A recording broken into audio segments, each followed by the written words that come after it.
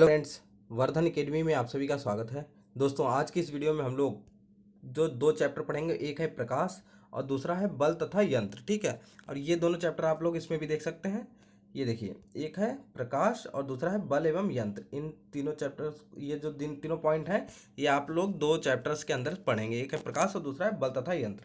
तो चलिए आज की वीडियो स्टार्ट करते हैं। और इसमें जितनी इंपॉर्टेंट चीज़ें हैं सिर्फ उन्हीं को यहाँ पर हाईलाइट किया गया है। इसके अलावा जितनी, अगर बाई चांस कुछ स्किप होता है तो मैं बार बार आपसे यही कह रहा हूँ कि जब मैंने कहा है कि मैं क्वेश्चंस करवाऊंगा इसके, तो वो 3 से 4 आपकी बुक्स होंगी। एक तो एससीईआरटी की आपकी 6 to 8 होगी, उसके अलावा लूसेंट की बुक होगी, उसके अलावा एनसीईआरटी सार संग्रह होगी, और एक दो बुक और भी है मेरे पास। ठीक है, तो उन सब से मैच करवा के, मतलब उन सब से क्वेश्चंस को उठा के और आपके क्वेश्चन तैयार किए जाएंगे। ठीक है, तो इस तरीके, और क्वेश्चन ऐसे रखे जाएंगे जो बार बार रिपीटेड नहीं होंगे, क्योंकि मैं ज़्यादा से ज़्यादा क्वेश्चन करवाना चाहता हूँ। ठीक है, तो आप लोग इसकी टेंशन मत लीजिए, मैं सारे क्वेश्चंस को आपको क्लियर करा दूंगा। तो चलिए आज की वीडियो स्टार्ट करते हैं और देखते हैं क्या क्या चीज़ें इसमें इंपॉर्टेंट है। तो देखिए, यह पहला चैप्टर है। इसमें देखिए, यह है प्रकाश, और ये हमारी साइंस की जो क्लास नंबर है वो है 18। इससे पहले 17 हम लोग क्लास कर चुके हैं। ठीक है, तो चलिए देखते हैं इसमें क्या है। देखिए, प्रकाश की किरण क्या है? वह मार्ग जिस पर प्रकाश किसी समांगी पारदर्शी माध्यम में गति करता है उसे प्रकाश की किरण कहते हैं।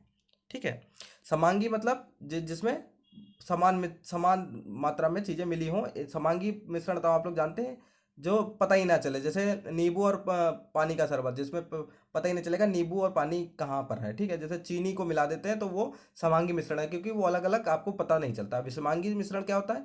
जिसमें जैसे बालू और पानी को मिलाएंगे तो पता चलेगा कि बालू अलग है, पानी अलग है, तो ये उस टाइप से। ठीक है, और पारदर्शी माध्यम में गति करता है तो उसे प्रकाश की किरण कहते हैं। ठीक, किरण पुंज 3 प्रकार की होती हैं। समांतर प्रकाश किरण पुंज, ठीक है, तो समांतर, जिस प्रकाश किरण पुंज को प्रत्येक किरण परस्पर समांतर होती है उसे समांतर प्रकाश किरण पुंज कहते हैं। जैसे देखिए, ये तीनों, ये देखिए 4 हैं, चारों समांतर हैं एक दूसरे के। ठीक है, तो ये समांतर किरण पुंज हो गई। फिर अभिसारी प्रकाश किरण पुंज होती हैं। ये क्या होती हैं? जिस प्रकाश किरण पुंज की प्रत्येक किरण किसी एक बिंदु पर मिलती है उसे अभिसारी किरण पुंज कहते हैं। अभिसारी प्रकाश किरण पुंज को प्रत्येक किरण बिंदु ऊपर मिल रही है। अब देखिए, जब देखिए कोई भी प्रकाश किरण पुंज, ठीक है, अब जैसे एक ये निश्चित बिंदु है, देखिए यहाँ से स्टार्ट अलग अलग स्थानों से होती है लेकिन मिल एक ही पे जाती है जाकर। ठीक है, ऐसे ऐसे करके, तो ये अभिसारी हो गई।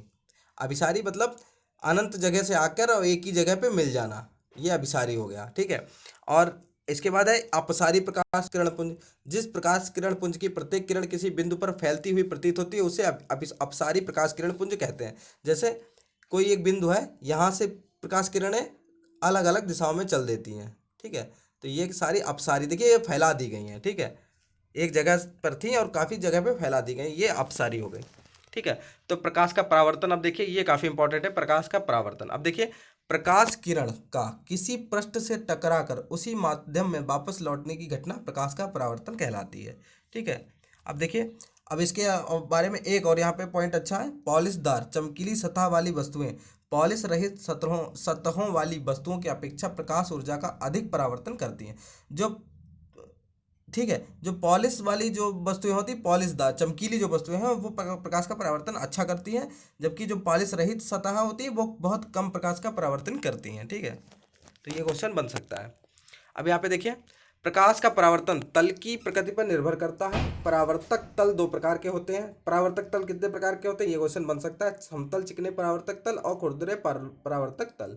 ठीक है, तो ये 2 प्रकार के परावर्तक तल होते हैं। समतल चिकने तल से होने वाले परावर्तन को नियमित परावर्तन कहते हैं। जो समतल और चिकने तल होते हैं उनसे होने वाला जो परावर्तन होता है उसे कहते हैं परावर्तन का नियमित परावर्तन। ठीक है, और जो खुरदरे तल से जो परावर्तन होता है उसको कहते हैं अनियमित परावर्तन। ठीक है, ये चीज़ें आपको क्लियर होनी चाहिए। आगे देखते हैं। अब देखिए कुछ और भी जाने इसमें। देखिए क्या है, रजत धातु, रजत किसे कहते हैं? सिल्वर को। ठीक है, सिल्वर मेटल प्रकाश ऊर्जा का अति उत्तम परावर्तक है। तो सब अति उत्तम परावर्तक क्या है? रजत धातु, मतलब सिल्वर जो है वो प्रकाश ऊर्जा का अति उत्तम परावर्तक है।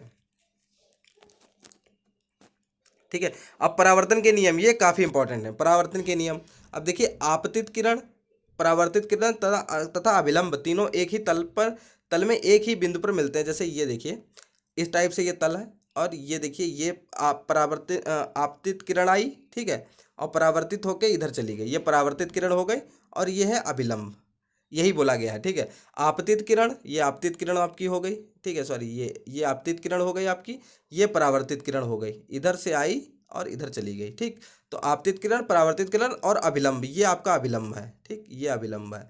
ये तीनों आपस एक ही तल पर मिलते तल बिंदु पर, देखिए एक ही जगह पे यहाँ पर मिल रही है, ये देखिए बिंदु आपका, ठीक है, यहाँ पे मिल रहे हैं। फिर बोला गया आपतन कोण, ये देखो आपतन कोण ये होता है, ठीक है, इन दोनों ये जो कोण बनता है, ये यहाँ से लेके इन दोनों के बीच में अभिलंब और आपतन कोण के आपतन किरण के बीच में, आपतित किरण के बीच में जो ये कोण है, ये आपका आपतन कोण है, और ये परावर्तन कोण है ये, ठीक है। ये दोनों आपस में बराबर होते हैं, यही होता है परावर्तन का नियम, ठीक। ये दोनों मिला के परावर्तन का आपका नियम हो गया, ठीक।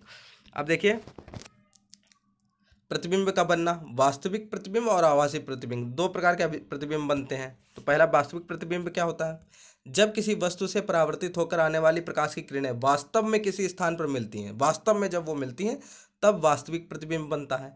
वास्तविक प्रतिबिंब सदैव उल्टा बनता है, तो ये चीज़ ध्यान रखिएगा। अगर कहीं पे क्वेश्चन में दे दिया गया कि प्रतिबिंब है वास्तविक है, तो वो कैसा बनेगा, सीधा, उल्टा, या इनमें से कोई नहीं, इस तरीके से क्वेश्चन आ सकता है। तो आप उसमें लिखेंगे वास्तविक प्रतिबिंब जो है वो सदैव उल्टा बनता है और इसे पर्दे पर प्राप्त किया जा सकता है, ठीक है। तो सदैव उल्टा, ये यहाँ पर इंपॉर्टेंट चीज़ है, वास्तविक प्रतिबिंब जो है वो सदैव उल्टा बनता है, ठीक। आभासी प्रतिबिंब क्या होता है, जब किसी वस्तु से परावर्तित होकर आने वाली प्रकाश की किरणें किसी स्थान पर वास्तव में नहीं मिलती हैं, पर वे आभासी रूप से मिलती हुई प्रतीत होती, मतलब लगता है कि ये आपस में मिल रही हैं, तब आभासी प्रतिबिंब बनता है। इसे पर्दे पर प्राप्त नहीं किया जा सकता। समतल दर्पण में बनने वाला प्रतिबिंब आभासी प्रतिबिंब है। तो समतल दर्पण में जो प्रतिबिंब बनता है वो क्या है, आभासी प्रतिबिंब। ये क्वेश्चन एक बन सकता है, मैंने यहाँ पे हाईलाइट करना शायद मैं भूल गया हूँ, तो ये इसको आप लोग नोट कर सकते हैं। समतल दर्पण में जितने भी ये प्रतिबिंब बनते हैं वो सारे आभासी होते हैं, ठीक। अब वास्तविक प्रतिबिंब जो है वो सदैव उल्टा बनता है, ये क्वेश्चन बन सकता है। और जो आपका वास्तविक प्रतिबिंब है उसे पर्दे पर प्राप्त किया जा सकता है और आभासी को प्राप्त नहीं किया जा सकता, ठीक। आगे देखते हैं,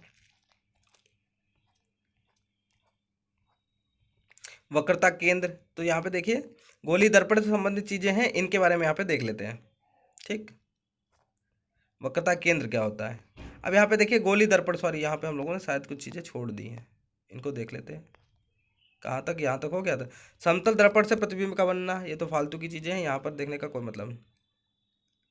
अब देखिए पार्श्व परिवर्तन क्या होता है, पार्श्व परिवर्तन, जब आप समतल दर्पण के सामने खड़े होकर अपना दायां हाथ हिलाते हैं। अब जब हम लोग दर्पण के सामने खड़े होते हैं हम लोग, ठीक है, तो अपना दायां हाथ हिलाते हैं तो हमें सामने लगता है कि हमारा बायां हाथ हिलता हुआ दिखाई दे रहा है, तो इसी घटना को पार्श्व परिवर्तन कहते हैं। तो ठीक है, तो ये है पार्श्व परिवर्तन, इसको हम लोग छोड़ नहीं सकते, बस देख लेते हैं थोड़ा सा बस। अब देखिए गोली दर्पण, गोली दर्पण तो आपको पता ही है, गोली दर्पण क्या होता है, एक अवतल दर्पण होता है, उत्तल दर्पण होता है। अब देखिए कांच के खोखले जिसका केंद्र चांदी कलाई, इस भाग की बाहरी सतह पर चांदी की कलाई कर देने पर अंदर की सतह चमकीली दिखाई देती है। प्रकाश का परिवर्तन इसी के अंदर वाली चमकदार सतह से होता है। यह गोली दर्पण अवतल दर्पण कहलाता है। मतलब बाहर क्या कर दिया गया, बाहर कर दिया गया है कलाई कर दी है, और अंदर का जो है तल ये चमकदार है, तो ये हो गया अवतल दर्पण।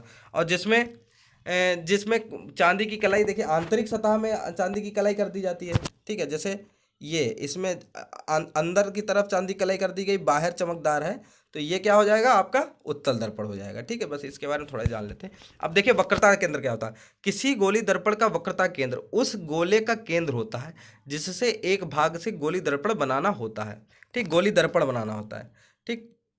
तो ये वो क्या होता है, वक्रता केंद्र। वक्रता त्रिज्या क्या होती है, यहाँ पे देखिए बहुत धुंधला धुंधला है, अब ये पीडीएफ है तो यहाँ पे समझ में नहीं आ रहा है, ठीक है। अब देखिए वक्रता केंद्र क्या है, ये देखिए गोली दर्पण है पूरा, तो ये केंद्र हो गया, ये यहाँ पर ये जो बिंदु है ये हो गया आपका वक्रता केंद्र, ठीक, बीचों बीच वाला, ठीक। वक्रता त्रिज्या क्या हो, गोली दर्पण जिस गोले का एक भाग है उस गोले की त्रिज्या गोली दर्पण की वक्रता त्रिज्या कहलाती है, इसे आर से प्रदर्शित करते हैं। तो अब ये जैसे मान लीजिए ये पूरा गोला है, तो इसकी जो त्रिज्या होगी यही आपकी क्या हो जाएगी, त्रिज्या, ये क्या होगी, वक्रता त्रिज्या आपकी हो जाएगी, ठीक है। ध्रुव क्या होता है, गोली दर्पण का मध्य बिंदु दर्पण का ध्रुव कहलाता है। जैसे दर्पण आपका ये है, ये तो यहाँ से लेके यहाँ तक कि बीच का पॉइंट है, जैसे ये बीच का पॉइंट है मान लीजिए, ठीक है, तो ये आपका हो गया ध्रुव, ठीक। मुख्य अक्ष, वक्रता केंद्र तथा दर्पण के ध्रुव को मिलाने वाली रेखा गोली दर्पण का मुख्य अक्ष कहलाती है। अभी अभी आपको बताया था वक्रता केंद्र क्या होता है, दर्पण का ध्रुव क्या होता है, तो ध्रुव और वक्रता केंद्र को मिलाने वाली जो रेखा होती है वो गोली दर्पण का मुख्य अक्ष कहलाती है। दर्पण का द्वारक दर्पण का वह भाग है जिससे प्रकाश का वस्तुतः परावर्तन होता है। जहां से वस्तु का परावर्तन होता है वो दर्पण का द्वारक होता है। अब मुख्य फोकस, गोली दर्पण के मुख्य अक्ष के समांतर आपतित किरणें गोली दर्पण तथा परावर्तित होकर मुख्य अक्ष पर जिस बिंदु पर मिलती हैं या मिलती हुई प्रतीत होती हैं उसे गोली दर्पण का मुख्य फोकस कहते हैं। ठीक है। फोकस दूरी, किसी गोली दर्पण में दर्पण के ध्रुव व दर्पण के मुख्य फोकस के बीच की दूरी फोकस दूरी कहलाती है। इसे एफ द्वारा प्रदर्शित करते हैं। तो ये चीज़ें यहाँ पर बतानी जरूरी थी इसलिए यहाँ पे कर लिया। गोली दर्पण से प्रतिबिंब का बनना, अब देखिए इनको बस देखिए यहाँ पर अभी समझाया नहीं जा सकता क्योंकि टाइम बहुत कम है, इसमें काफ़ी टाइम लगेगा अगर समझाएं तो। इसमें जो इंपॉर्टेंट चीज़ें हैं उनको आप लोग नोट कर लीजिए, जिसको आता होगा उसके लिए तो मान लो काफ़ी ईजी है। ठीक है। अब देखिए जब वस्तु ओ ए, ठीक है, ये ओ है ये ए है, ठीक है, यहाँ पे हल्का हल्का देखिए समझ में आ रहा है। ओ ए से मुख्य फोकस एफ तथा पी के मध्य रखी है तो इससे चलने वाली प्रकाश की किरणें परावर्तन के पश्चात चित्रानुसार ही फैल जाती हैं तथा दर्पण के पीछे मिलती हुई प्रतीत होती है। फलस्वरूप प्रतिबिंब दर्पण के पीछे बनता है या प्रतिबिंब सीधा आभासी तथा वस्तु से बड़ा बनता है। ठीक। अरे बस यही आप लोग याद रखिए कि दर्पण के मुख्य फोकस तथा ध्रुव के मध्य जब वस्तु रखी होगी, इसको मत देखिए, क्वेश्चन आएगा तो ये बना नहीं होगा, सिर्फ इतना ही पूछा जाएगा दर्पण के मुख्य फोकस और ध्रुव के मध्य रखी हो वस्तु तो प्रतिबिंब कैसा बनेगा। तो प्रतिबिंब जो है वो बनेगा, प्रतिबिंब सीधा आभासी तथा वस्तु से बड़ा बनेगा। कब? जब वस्तु मुख्य फोकस और ध्रुव के बीच में होगी। मुख्य फोकस और ध्रुव के बीच में जब वस्तु होगी तो इसको बस इतना लिख लीजिए, प्रतिबिंब सीधा आभासी तथा वस्तु से बड़ा बनेगा। ठीक। फिर अगली कंडीशन है, जब वस्तु दर्पण के मुख्य फोकस तथा ध्रुव के मध्य रखी हो। मुख्य फोकस तथा, ये ऊपर क्या था, ये तो वही वाला है। ठीक है, नेक्स्ट देखते हैं। जब वस्तु मुख्य फोकस एफ पर होती है, एफ पर ही होती है, सीधे एफ पर होती है, तो प्रकाश की किरणें परावर्तन के पश्चात चित्रानुसार समांतर हो जाती है, अतः जिससे अनंत दूरी पर मिलने की कल्पना की जाती है। ठीक है। तो कल्पना, प्रतिबिंब कहाँ बनेगा? अनंत पर। जब फोकस पर होगा, जब फोकस बिंदु पर आपका वस्तु रखी होगी तब जो आपका प्रतिबिंब है वो अनंत पर प्रतीत होगा। ठीक है। नेक्स्ट है कंडीशन, जब वस्तु मुख्य फोकस और वक्रता केंद्र के बीच में होगी तो प्रतिबिंब सदैव उल्टा, वास्तविक तथा वस्तु से बड़ा होगा। ठीक है। इनको बस ऐसे ही नोट कर लीजिए। ठीक है। जब वस्तु वक्रता केंद्र पर ही होगी, सीधे सीधे वक्रता केंद्र पर होगी, तो जो आपका प्रतिबिंब होगा वो प्रतिबिंब उल्टा, वास्तविक तथा वस्तु के आकार के बराबर होगा। ठीक है। वस्तु के आकार के बराबर होगा जब वक्रता केंद्र पर स्थित होगी। ठीक। जब वस्तु वक्रता केंद्र और अनंत दूरी के मध्य होती है तो इसका जो प्रतिबिंब है वो उल्टा, वास्तविक तथा वस्तु से छोटा बनेगा। ठीक है। जब वस्तु अनंत दूरी पर होती है, अनंत दूरी पर अगर वस्तु रखी हो तो उसका जो प्रतिबिंब है, जो प्रतिबिंब उल्टा, वास्तविक तथा वस्तु से छोटा बनेगा। प्रतिबिंब उल्टा, वास्तविक तथा वस्तु से छोटा बनेगा। ठीक है। तो ये आपकी कंडीशन थी, इनको बस ऐसे ही आप लोग समझ लीजिए क्योंकि अभी इतना टाइम नहीं है कि इनको सही से समझाया जाए। उत्तल दर्पण द्वारा प्रतिबिंब का बनना, ये सारे आपके जो थे ये ऊपर वाले, ये अवतल गोली दर्पण से प्रतिबिंब, अवतल दर्पण द्वारा प्रतिबिंबों का बनना था। ठीक है। ये अवतल दर्पण द्वारा थे सारे। अब उत्तल दर्पण द्वारा प्रतिबिंब का बनना देख लीजिए, वो सारे अवतल से थे। अब उत्तल दर्पण में स्थिति उसी तरीके से देख लीजिए। ठीक। उत्तल दर्पण में सामने चाहे वस्तु जहां पर भी स्थित हो उसका प्रतिबिंब सदैव दर्पण के पीछे ध्रुव तथा मुख्य फोकस के मध्य बनता है।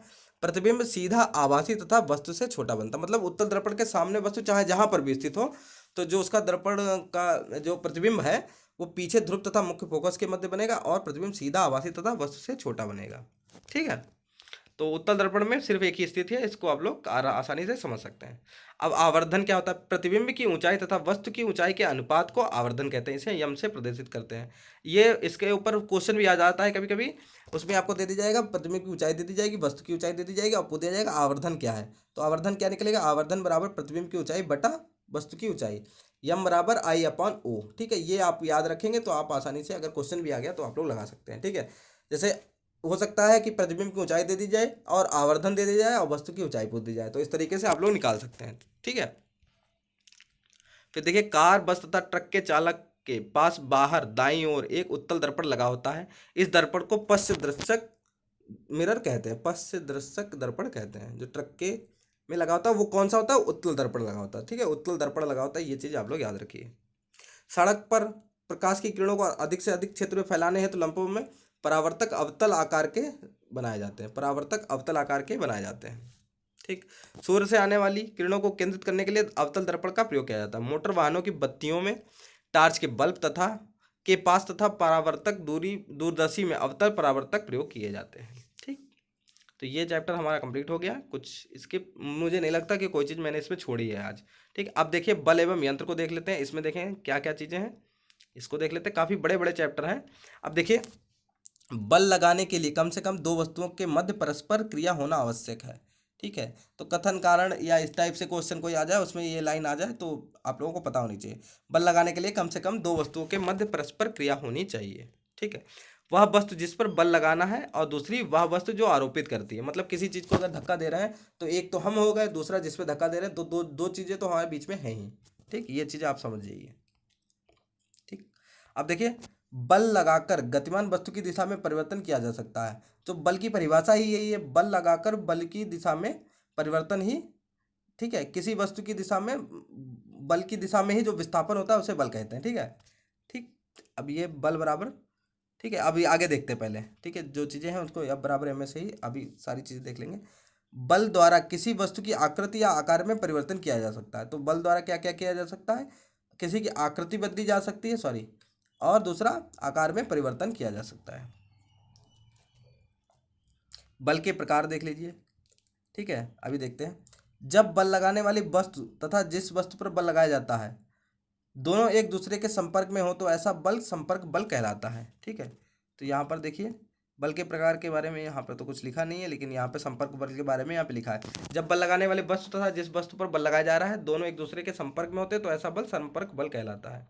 ठीक। जैसे देखिए, चुंबक के निकट अलग अलग स्थान पर चुंबकीय सुई की दिशा में परिवर्तन बिना प्रत्यक्ष संपर्क के होता है। तो ऐसा क्या होता है? ये असंपर्क बल होता है। जब किसी वस्तु पर बल लगाया जा रहा हो और वह वस्तु बल लगाने वाली वस्तु के संपर्क में ना हो तो ऐसा बल असंपर्क बल कहलाता है। जैसे वही बात, चुंबक है, थोड़ी सी दूर से भी अगर सुइयों के आसपास ले जाओ, ठीक है, तो वो हिलती डुलती है, तो वो असंपर्क बल हो जाएगा क्योंकि उसमें टच नहीं हो रहा आपस में कोई चीज़।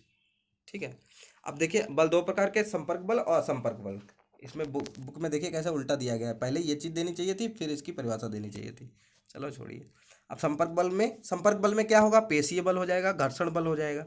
ठीक है। और असंपर्क बल में गुरुत्वीय बल हो जाएगा और चुंबकीय बल हो जाएगा। ठीक है। बस इसी को ऐसे विद्युतीय बल हो जाएगा। ये आपके असंपर्क बल हो गए। घर्षण बल की दैनिक जीवन में उपयोग एवं हानियाँ, ये तो आपको पता ही है। घर्षण बल की कि कभी कभी घरों में, स्नान गृह में चिकनी फर्श पर रबर की चप्पल पहनकर चलने से फिसल कर गिर जाते हैं। ठीक है। क्योंकि घर्षण नहीं होता इसलिए वो गिर जाते हैं। यही सब चीज़ें यहाँ पे, ये तो नॉर्मल चीज़ें हैं, ये तो आपको पता ही होनी। हानि भी बताऊंगी। ठीक है। अधिक करने के उपाय, घर्षण बल कम करने के उपाय, जो इंपॉर्टेंट चीज़ें सिर्फ ऐसे ही लिखेंगे। अब देखिए, अब यहाँ पे मशीन के बारे में देखते हैं। मशीन ऐसे साधन जो कार्य को सरलता, सुविधा और तेजी से करने में सहायक होते हैं, सरल मशीन कहलाते हैं। इसको देख के थ्री इडियट्स का सीन याद आ जाता है। ठीक है। साधन जो कार्य को सरलता, सुविधा और तेजी से करने में सहायक होते हैं, सरल मशीन कहलाते हैं। जैसे ट्रैक्टर, क्रेन, आटा चक्की, मतलब जिन चीज़ों से हमारा कार्य आसान होता है वो सारी चीज़ें क्या है? मशीन है। ठीक। मशीनों द्वारा कम बल लगाकर अधिक कार्य को कम समय में पूरा किया जा सकता है। अब सरल मशीनों के प्रकार क्या होते हैं? तो सरल मशीनें कितने प्रकार की होती हैं? 5 प्रकार की। ये आपको 5 पता होनी चाहिए। कौन कौन सी होती हैं? पहला हो उत्तोलक, पेंच, झुकातल या नत समतल या अवनत समतल। ठीक। घिरनी, पहिया और धुरी। ठीक है। ये 5 चीजें हैं। उत्तोलक, पेंच, झुकातल, घिरनी, पहिया और धुरी। ठीक है। इनमें से क्वेश्चन पूछ सकते हैं कि इनमें से मशीनों के प्रकार कौन से? कोई 4 दे दिया, किसी में 3 दे दिया, किसी में 2 दे दिया, किसी में 5 दे दिया। तो जो 5 होगा वही आपका राइट आंसर होगा, या किसी और प्रकार से भी क्वेश्चन रखा जा सकता है। अब उत्तोलक, लीवर के बारे में क्या लिखा है? उत्तोलक को 3 भागों में बांटा गया है, आलंब, आयास और भार। ठीक है। इन तीनों। अब आलंब क्या होता है? जिस निश्चित बिंदु के चारों ओर उत्तोलक की क्षण स्वतंत्रता पूर्वक घूम सकती है उसे आलंब कहते हैं। आयास क्या होता है? एफर्ट। उत्तोलक को उपयोग में लाने के लिए उस पर जो बल लगाया जाता है उसे आयास कहते हैं। ठीक। और भार क्या होता है? उत्तोलक के द्वारा जो बोझ उठाया जाता है उसे भार कहते हैं। ठीक है। तो आलंब, आयास और भार पर ही पूरा डिपेंड करता है उत्तोलक। अब प्रथम प्रकार के उत्तोलक, ये क्वेश्चन जरूर आता है। एक क्वेश्चन दे दी, कोई चीज दे दी गई, वो पूछा जाएगा ये किस प्रकार का उत्तोलक है, या प्रथम प्रकार का उत्तोलक कौन है, उसमें से ऑप्शन दे दिए जाएंगे। ठीक। तो अब देखिए, प्रथम प्रकार क्या, देखिए उत्तोलक क्या है? जिस उत्तोलक में आयास मतलब बल और भार के मध्य आलंब होता है। तो आलंब जो है आपका वो भार और जो आयास है, आयास के बीच में होगा आलम्ब, ठीक, आलम्ब, आलम्ब जो है वो बीच में होगा आयास और भार के। तो वो क्या हो जाएगा, प्रथम प्रकार का उत्तोलक, जैसे हैंड पंप, कील निकालने वाली हथौड़ी, प्लायर्स, शीशा झूला और कैंची आदि। ये सारे क्या है, कैंची वैसे अक्सर पूछा जाता है, प्रथम प्रकार का उत्तोलक होता है, ठीक है। द्वितीय प्रकार के उत्तोलक में जिन उत्तोलकों में भार जो है, भार ये बीच में रहेगा, आलम्ब, ठीक, आलम्ब और आयास ये आगे पीछे रहेंगे, ठीक, आयास, आयास और आलम्ब के बीच में आपका भार रहेगा, जहाँ जिसमें वो आपका हो जाएगा द्वितीय प्रकार का उत्तोलक, जैसे पहिए वाली ट्राली और सरौता ये आदि। तो सरौता इसमें ज़्यादातर पूछा जाता है, द्वितीय प्रकार का उत्तोलक होता है। तृतीय प्रकार के उत्तोलक में चाकू जरूर पूछा जाता है, अगर तृतीय प्रकार का होता है तो अक्सर चाकू पूछा जाता है कि इस प्रकार के उत्तोलक में आयास, जो आयास है, ठीक है, आयास, आयास है ये भार और आलम्ब के बीच में होता है, ठीक, आलम्ब के बीच में। तो जैसे चिमटी और चाकू आदि, ठीक है। तो इनको आप लोगों को समझ लेना चाहिए और इनमें से एक क्वेश्चन आ भी सकता है। फिर दूसरा जो मशीन है, मशीन का पहला प्रकार उत्तोलक होगा, दूसरा है पेंच और स्क्रू, ठीक। किसी चीज़ को, किसी कार्य को सरल एवं सुविधाजनक बनाने के लिए हमारी सहायता करते हैं, जैसे किसी मोटर वाहन के पहियों को निकालने में उसके धुरादंड को उठाने के लिए स्क्रू जैक का प्रयोग करते हैं। स्क्रू देखा ही है आप लोगों ने, सबने लगभग देखा होगा, ठीक। अब स्क्रू पेंच वास्तव में झुके तल के समान होता है। अब झुका तल क्या होता है, अब यहाँ पे देखिए, किसी भारी वस्तु को जैसे लोहे के भारी बॉक्स को उठाकर बेंच पर रखने का प्रयास करें, क्या आप ऐसा कर पाएंगे। अब देखिए यहाँ पे देखिए, पटरे झुके तल की सहायता से भारी बॉक्स को मेज पर चढ़ाने में आसानी होती है। जैसे कोई पटरा लेते हैं, किसी चीज़ को ऊपर चढ़ाना है, ठीक है, तो उस पे पटरे पे रख के ऐसे हल्का उठा दीजिए दो तीन लोग मिलके, तो चीज़ें भारी भी से भारी चीज़ आपकी उठ सकती है। तो ये आपका एक तरीके से मशीन के रूप में ही कार्य करेगी, ठीक है। जैसे मकानों में सीढ़ी, पहाड़ी पर घुमावदार सड़क, झुके तल के उदाहरण है। अब देखिए सीढ़ी हम लोग मकानों पे लगा देते हैं, तिरछी तिरछी लगाते हैं, वो भी झुके तल का ही एक रूप है, ठीक है। घिरनी, घिरनी की सहायता से कुएं से पानी बड़ी आसानी से सुविधाजनक तरीके से निकाल सकते हैं। तो घिरनी तो आप सब लोगों को पता ही होगा कि, ठीक है। पुली, पहिया और धुरी, पहिया तो सबको पता ही है, ठीक है। नट बोल्ट, स्ट्रेचर, ट्राली भी पहिया धुरी सिद्धांत पर कार्य करता है। जो नट बोल्ट है और स्ट्रेचर के वाली ट्राली है वो भी आपकी पहिया और धुरी वाले मशीन पर ही कार्य करते हैं। तो ये हमारे कंप्लीट होगा, ठीक। अब देख रेख तो पता ही है कैसे रखनी चाहिए मशीनों की, तो वो सब चीज़ें। तो इस प्रकार हमारे ये दोनों चैप्टर, ये काफ़ी लंबी वीडियो थोड़ी सी हो गई है, लगभग चीज़ें इसमें हम लोगों ने पढ़ ही ली हैं। अगर बाई चांस कुछ छूट गया तो वो हमारा क्वेश्चंस में क्लियर हो जाएगा, ठीक है। इसके अलावा आपके मन में कोई भी सवाल हो तो आप भी वो भी पूछ सकते हैं, और कोई भी आपको कोई कमी लगे वो भी हमें बता सकते हैं। तो दोस्तों आज की वीडियो में सिर्फ इतना ही, मिलते हैं अपनी नेक्स्ट वीडियो में, तब तक के लिए नमस्कार।